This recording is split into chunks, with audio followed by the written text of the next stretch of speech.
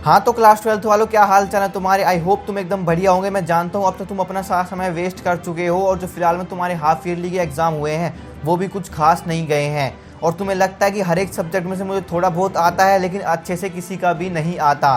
तो भाई आज की वीडियो आप सभी के लिए मोस्ट इंपोर्टेंट वीडियो होने वाली है। अगर आप एक ऐसे स्टूडेंट हो जिसे ये लगता है कि भाई मेरी प्रिपरेशन अच्छी नहीं चल रही है, मुझे कुछ भी समझ में नहीं आ रहा है और मैं कैसे अपनी प्रिपरेशन को बूस्ट करूं ताकि मेरे फाइनल एग्जाम में यानी कि बोर्ड एग्जाम में 90+ मार्क्स आ सकें, तो भाई अगर तुम सीरियसली होकर इस वीडियो को एंड तक देख लेते हो ना तो आने वाले 2 से 3 महीने में तुम अपनी प्रिपरेशन को नेक्स्ट लेवल तक ले जा सकते हो और वो पूरी प्रॉपर स्ट्रेटजी इस वीडियो के अंदर मैं तुम्हें बता रहा हूँ।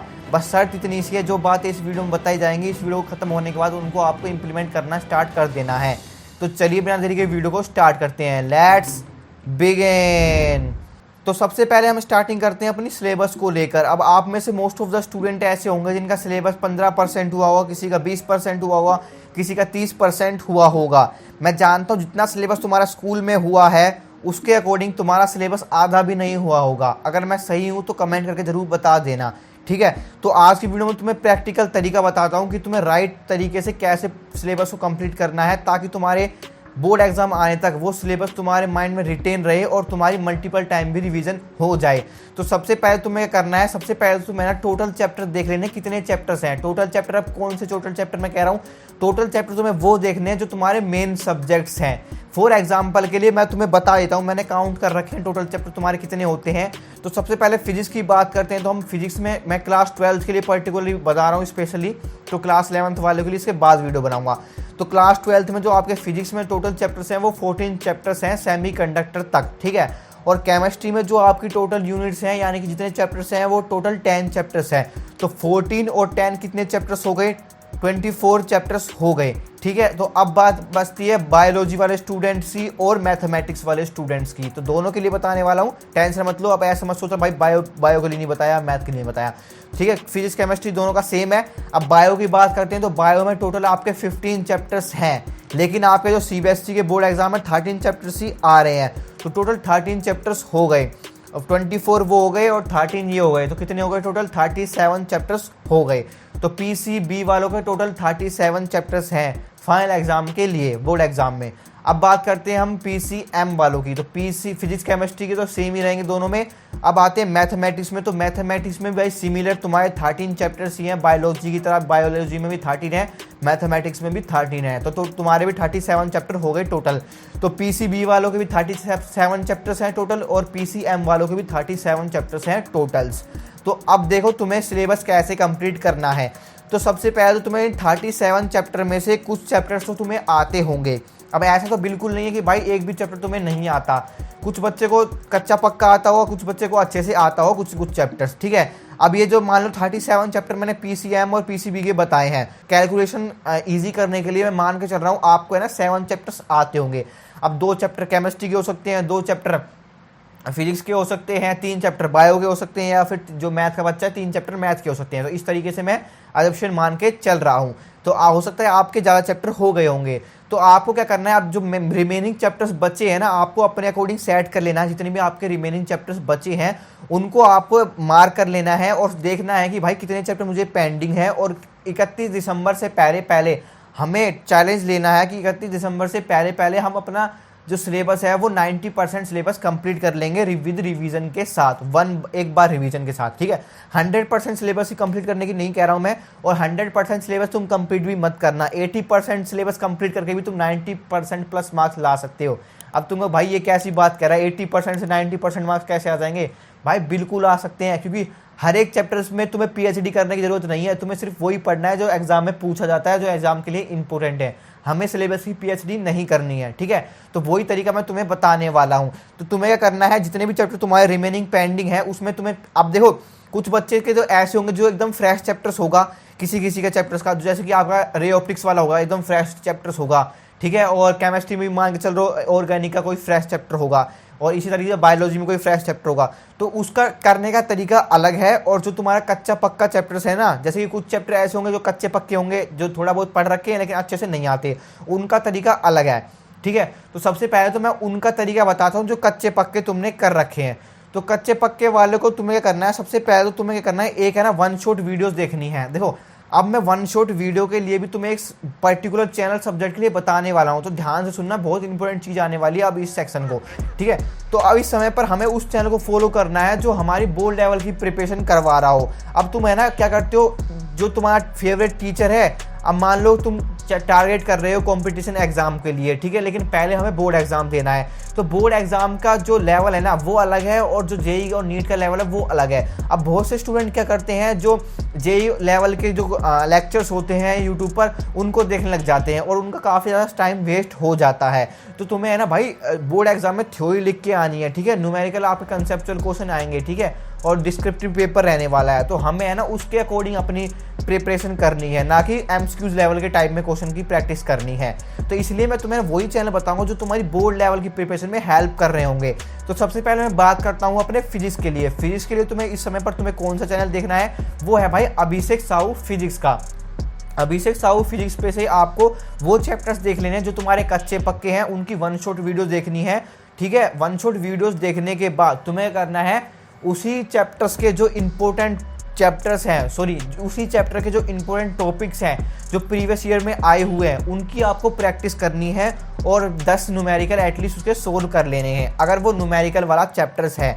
देखो पहले ना इसमें माइंड गेम आपको खेल के चलना पड़ेगा, स्मार्ट गेम खेल के चलना पड़ेगा। जैसे कि आपके कुछ चैप्टर्स होते हैं जो इतनी इंपॉर्टेंस नहीं है बोर्ड एग्जाम में, जब फॉर एग्जाम्पल के लिए मैं तुम्हें बता भी देता हूँ, जैसे कि आपका इलेक्ट्रोमैग्नेटिक वेव वाला चैप्टर हो गया, उसकी इतनी इंपॉर्टेंट नहीं है, तो हमें उस चैप्टर को इतना समय नहीं देना है। उसमें से सिर्फ 1 मार्क्स का आता है, वो भी आता है आपका फ्रीक्वेंसी और वेवलेंथ से, रेडियो वेव और माइक्रोवेव का जो ऑर्डर होता है उसी से सवाल हर बार पूछा जाता है। सैम्पल पेपर में इस बार भी वही आया, तो 1 मार्क्स का क्वेश्चन आएगा, उसमें से हमें उस पर इतना समय नहीं देना है। हमें उन चैप्टर्स को समय देना है जिनकी वेटेज ज़्यादा है और जिनमें से क्वेश्चन हर साल रिपीट होते ही होते हैं। तो जैसे कि आपका फॉर एग्जांपल के लिए मैं बताना चाहूँगा रे ऑप्टिक्स वाला चैप्टर हो गया और वेव ऑप्टिक्स वाला चैप्टर हो गया, इनमें से 15 से 16 मार्क्स का डेफिनेटली 100% हर साल पूछा ही जाता है।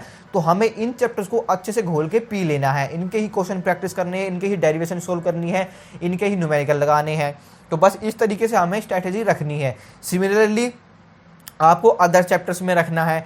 अदर चैप्टर्स में जैसे कि हर एक भाई सीबीएसई का ट्रेंड होता है कि इस चैप्टर में से वो 1 से 2 मार्क्स का ही पूछेगा, ठीक है। तो इस तरीके से हमें अपनी प्रिपरेशन को लेके चलना है। हमें उन चैप्टर्स को टाइम नहीं देना इतना जिनमें से 1 से 2 मार्क्स का आएगा, हमें उन चैप्टर्स को टाइम देना जिनमें से ज़्यादा मार्क्स का वेटेज का आएगा। इसी तरीके से आपको सभी सब्जेक्ट में स्ट्रैटेजी रखनी है, ठीक है। अब फिजिक्स के लिए मैंने तुम्हें चैनल बता दिया, अब मैं बताता हूँ तुम्हें केमिस्ट्री के लिए। तो केमिस्ट्री के लिए तुम्हें वही सेम स्ट्रैटेजी फॉलो करनी है जो तुम्हारे कच्चे पक्के चैप्टर्स हैं, वन शॉट के थ्रू उनको कवर करना है। अब वन शॉट लेक्चर कौन से देखने हैं, 3-3 घंटे वाले लेक्चर बिल्कुल भी मत देखना, उसमें तुम्हारा बहुत ज़्यादा टाइम वेस्ट हो रहा होगा।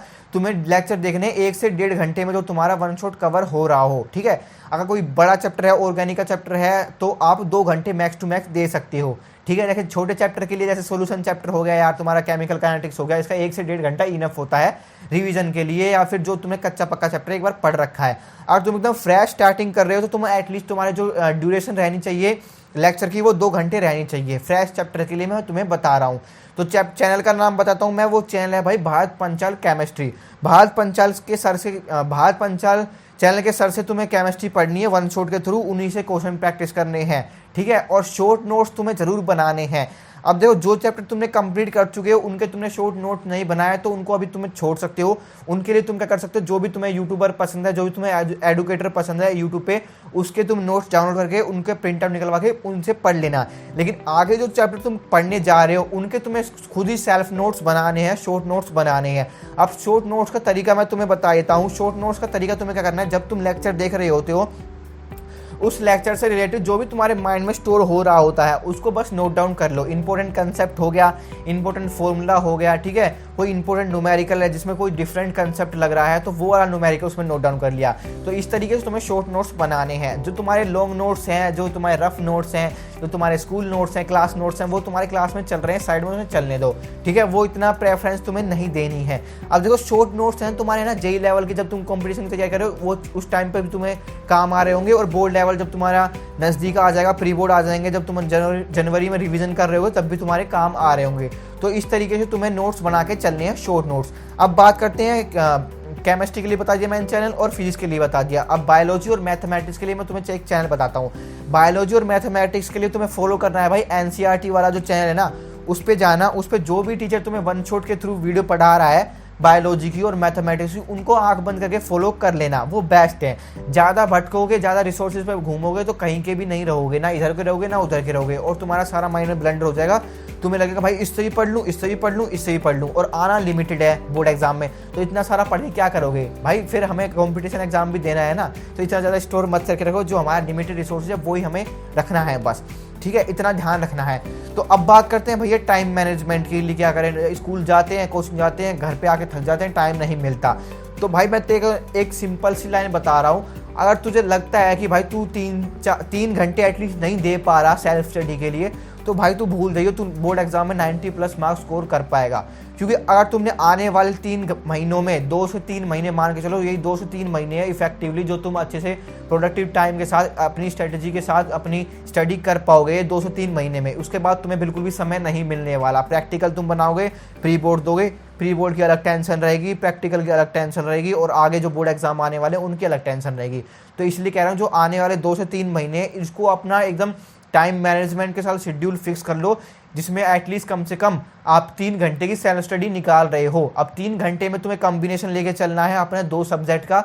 अब ऐसा नहीं एक ही सब्जेक्ट को 3-3 घंटे पढ़े जा रहे हो, बिल्कुल भी ऐसी मिस्टेक मत करना। 2 सब्जेक्ट का कॉम्बिनेशन लेना, फिजिक्स के साथ बायो ले लेना, फिजिक्स के साथ केमिस्ट्री लेना, जैसा आपका मन करे वैसे ले लेना, ठीक है। 24 घंटे में से आपको 3 घंटे निकालने, सिर्फ सोच के देखो, 24 घंटे में से 3 घंटे निकालने, बाकी के 21 घंटे आपके पास हैं।